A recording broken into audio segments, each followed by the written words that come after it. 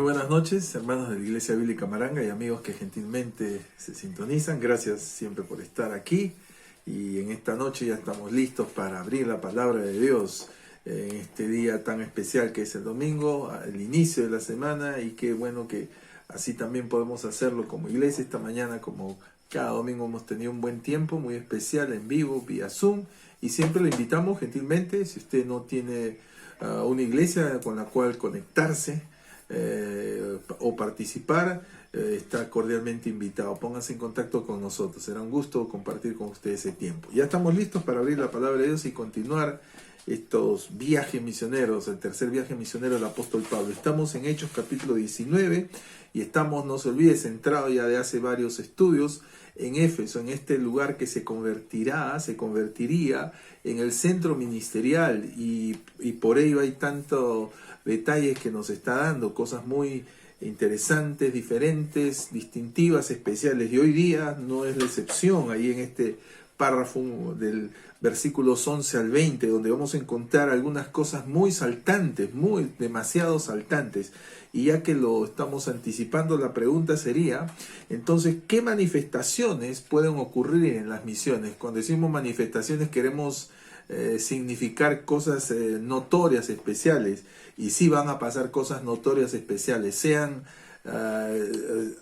positivas o aparentemente negativas, pero recuérdese, por eso digo aparentemente negativas, que todas las cosas ayudan a bien, y esa es nuestra confianza. Y de paso, probablemente eso de hecho tiene que ver con la situación particular de cada uno de los que nos estamos sintonizados. Puede ser una situación difícil, dura o muy dura. Dios es el único que puede hacer que todas estas cosas ayuden para bien. Cuando dice el mismo pasaje, a los que conforme a su propósito son llamados. Esa es la confianza de aquellos que un día hemos puesto nuestra fe en Cristo. Así que con esa expectativa de ver qué manifestaciones pueden ocurrir en las misiones, vamos a orar un instante. Gracias, Señor, te damos por esta oportunidad que nos das de abrir tu palabra.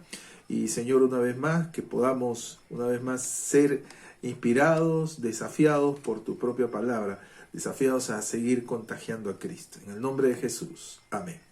Hechos 19, versículos 11 al 20. Y le hemos puesto de título, ahora va a entender, siervos o simuladores. ¿Me entiende? Alguien que aparenta algo. Entonces por ello hemos puesto siervos o simuladores y me va a entender. Y aquí encontramos varias situaciones muy notorias, 4 grandes situaciones. Y hay bastante, y ojalá el tiempo nos lo permita. La primera situación, la primera manifestación que puede ocurrir, de hecho, en las misiones, es que pueden ocurrir milagros singulares. Ya decir milagros es bastante. Ahora, en una época donde aparentemente esto es bastante común, en un sentido, lamentablemente, una vez más, esto me estoy refiriendo a cosas distintivas, milagros singulares. Y dice ahí el versículo 11, y hacía Dios milagros extraordinarios. Esa palabra extraordinarios alude a eso, ¿no? Algo singular, fuera de lo común. Si obviamente cada cosa que hace Dios es así, pues imagínense que eran milagros singulares. Dios es el único que puede ejecutar este tipo de milagros, milagros extraordinarios. Él es el único, esa es su firma. Dios lo hacía por mano de su enviado, el apóstol Pablo, así nos dice, por mano de Pablo. Y esto era justamente la evidencia de que Pablo era el enviado. Esta era la credencial de su envío, las señales de un apóstol. No perdamos esto de vista.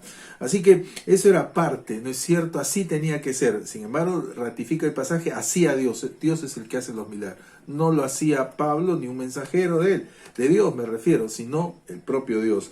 Y acá podemos ver que estos milagros singulares, ¿no es cierto?, no hacen sino demostrar su poder, en primer lugar, sobre las enfermedades. Versículo 12, de tal manera que aún se llevaban a los enfermos los paños o delantales de su cuerpo, y las enfermedades se iban de ellos. Sí, como no, el poder del Señor es tal, y aquí está una manifestación del alcance, si podemos decirlo así, de su poder sobre las enfermedades. Aquí la reacción de la gente, por si acaso, era una reacción un tanto típica, no por eso necesariamente correcto. El hecho de los paños y delantales, esto podría haber sido hasta una tradición. lamentablemente se puede convertir hasta en superstición. El hecho es que Dios hacía estos milagros aún de tal manera que las enfermedades se iban.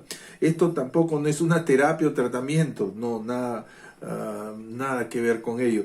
También estos milagros singulares no hacían sino demostrar su poder aún sobre los espíritus. Dice el versículo 12 al final, y los espíritus salían. Le anticipo, en este pasaje, esta palabra y este tristemente célebre personaje va a ser relevante, en los espíritus. Ya vamos a ver, pero aquí está por ahora su poder sobre los espíritus. Así que esos son los milagros singulares, por ejemplo, sobre las enfermedades y sobre los espíritus. Déjeme decirle algo, a riesgo de que pueda ser chocante o malentendido por algunos. Dios no ha cambiado. Dios sigue teniendo todo poder, sigue obrando milagros sobre las enfermedades y aún sobre los espíritus, no le quepa la menor duda. Así que no hay ninguna persona, ninguna iglesia, congregación, algún famoso predicador que tenga el copyright o la franquicia de esto. Eso es lo que sí lo deploramos. Es Dios quien sigue haciendo estos milagros. Y esto los hace muchas veces, al fin es Dios de muchas maneras. Lo hace a través de la terapéutica, la medicina, el descanso, la comida, o directamente su poder. Al fin siempre es Dios, no le quepa la menor duda. Y cómo no, sigue obrando, manifestando su poder sobre los espíritus. Claro que sí, la salvación es eso, donde totalmente Dios obra la independencia de aquel que pone su fe en Él, no le quepa la menor duda. Y eso va a ocurrir entonces, milagros singulares. Estos son milagros singulares. Esto no lo puede hacer ningún hombre ni ninguna institución o algo por el estilo. La segunda situación, la segunda manifestación que pueden ocurrir en las misiones, ¿sabe qué puede ocurrir? Una vez más, ya usted entiende, hemos visto varias veces estos pasajes, ¿no? Al principio acción y reacción, en un sentido, acción positiva, reacción negativa. ¿Qué encontramos? Pueden ocurrir maquinaciones de Satanás. Y aquí, como les dije, va a preponderar la presencia de estos espíritus.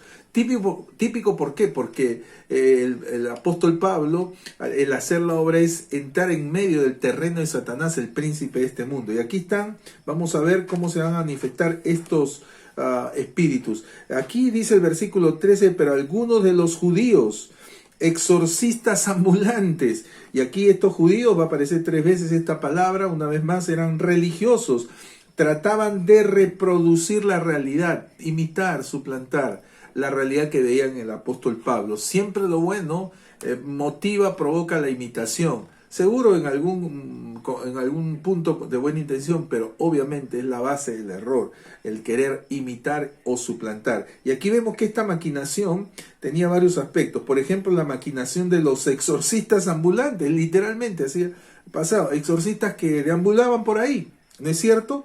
Y aquí encontramos que estos imitaban la invocación del apóstol. Dice, algunos de los judíos exorcistas ambulantes intentaron invocar el nombre del Señor Jesús sobre los que tenían los espíritus malos. Imagínense, bien intencionado, pero intentaban, ¿no es cierto? Estaban suplantando, imitaban la invocación.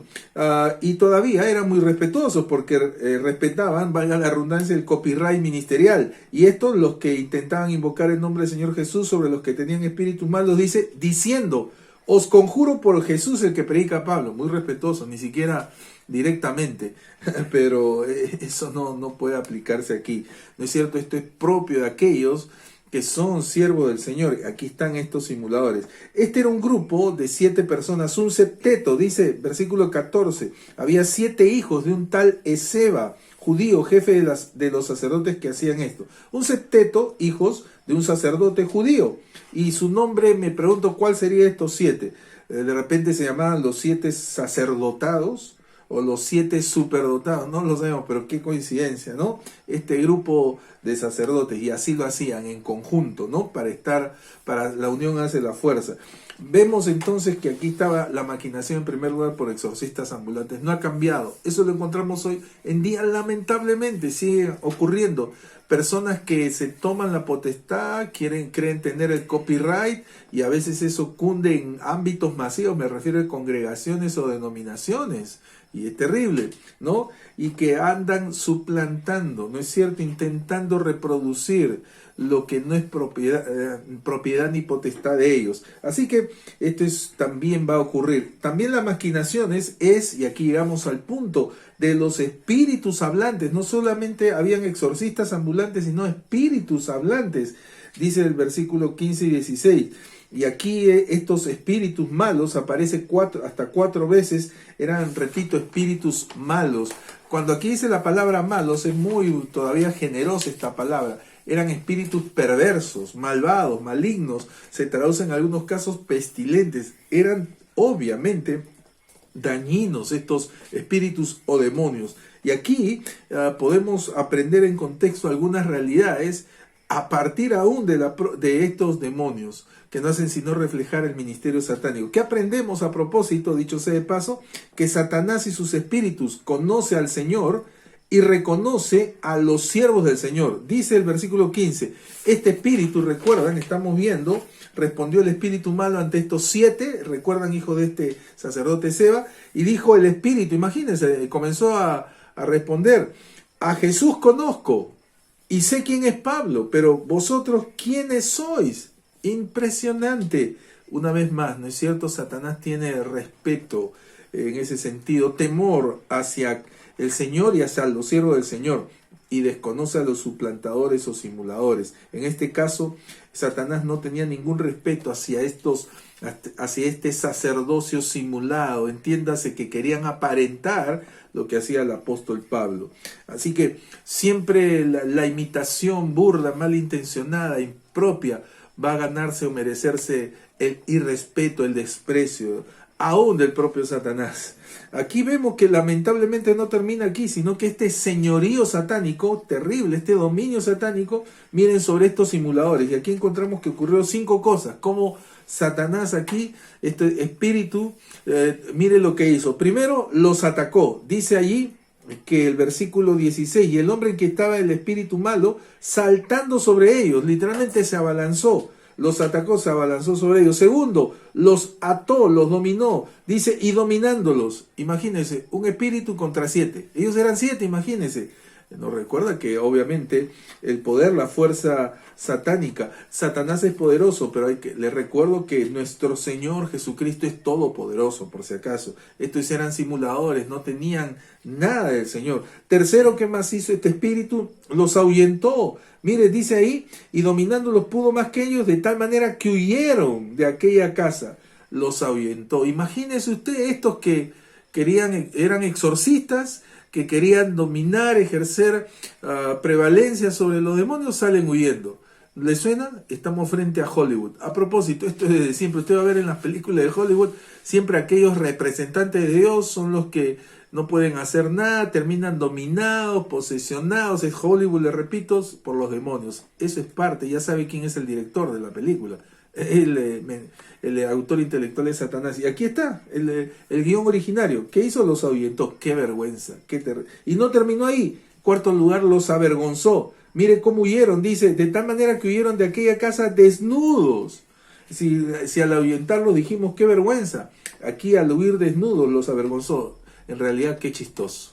Qué burla de que logró hacer este demonio. No solo terminó ahí, por último, los agredió. Y dice desnudos y heridos. En griego heridos se dice traumatizo. De viene nuestra palabra castellana traumatizar. Los agredió. Qué pena.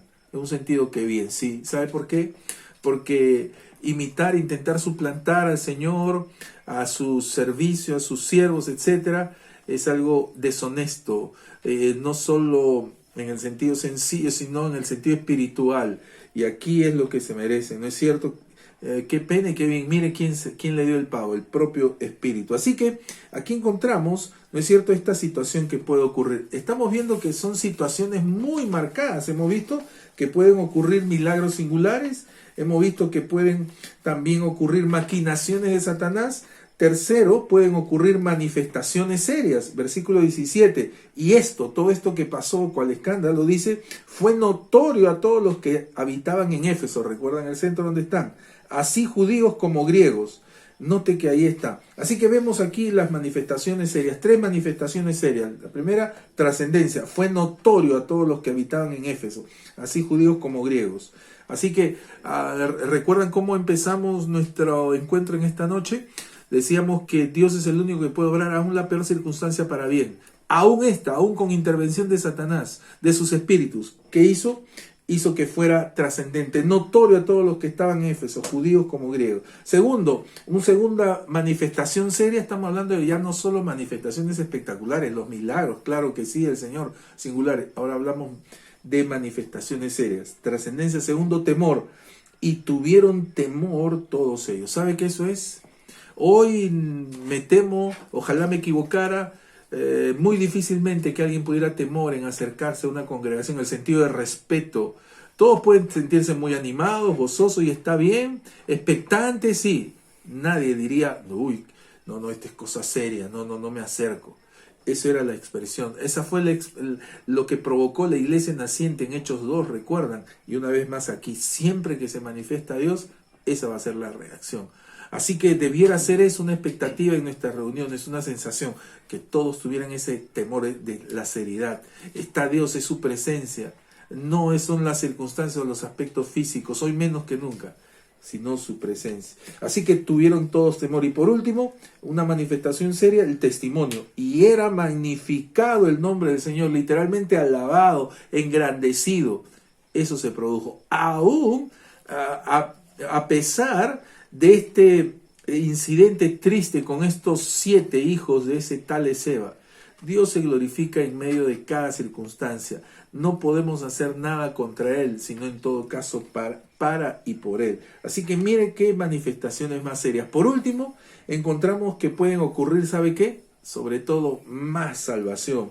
Versículo 18 en adelante, y dice, y muchos de los que habían creído, aquí está, ¿no es cierto? La salvación, y aquí encontramos otra vez de manera sencilla ilustrar el proceso, entre comillas, digo entre comillas porque es algo que va a ir más allá, no es un proceso que podamos necesariamente dominar, pero lo podemos notar. Que vemos cómo se produce la salvación. Uno, la convicción que lleva a la conversión. Muchos de los que habían creído, no puede haber conversión sin convicción, sin conocer, comprender y creer.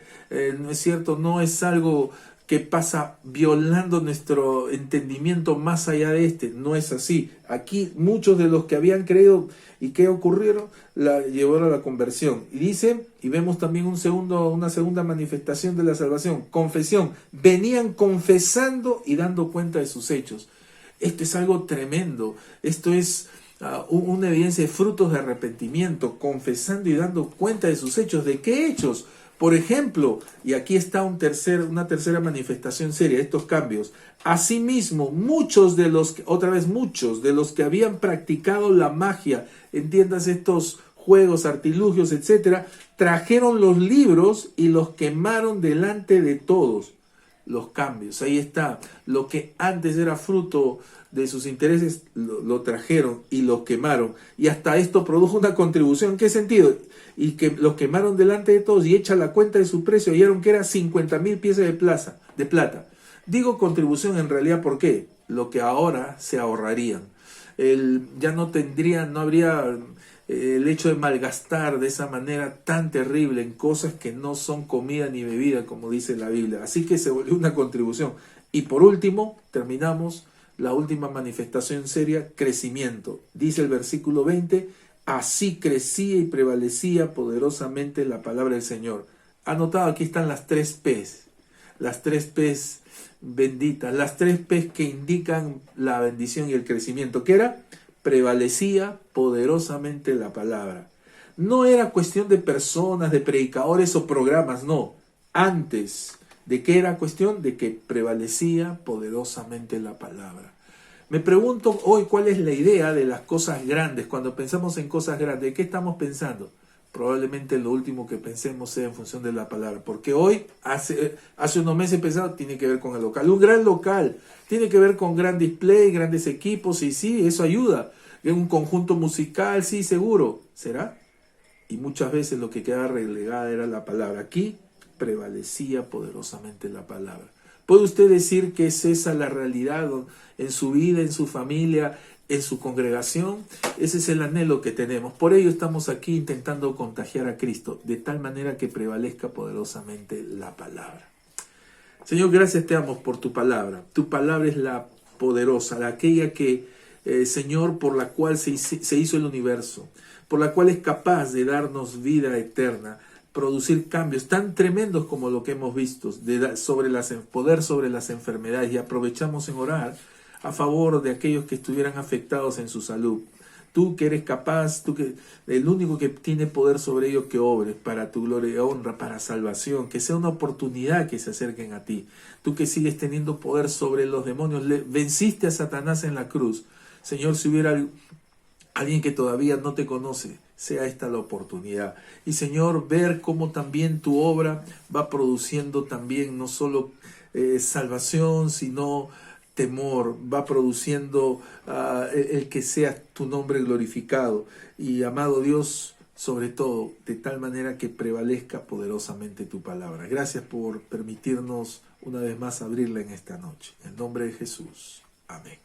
Una vez más, te animamos a que se suscriba a nuestro canal de YouTube y nos siga en nuestra cuenta de Facebook. Hasta la próxima.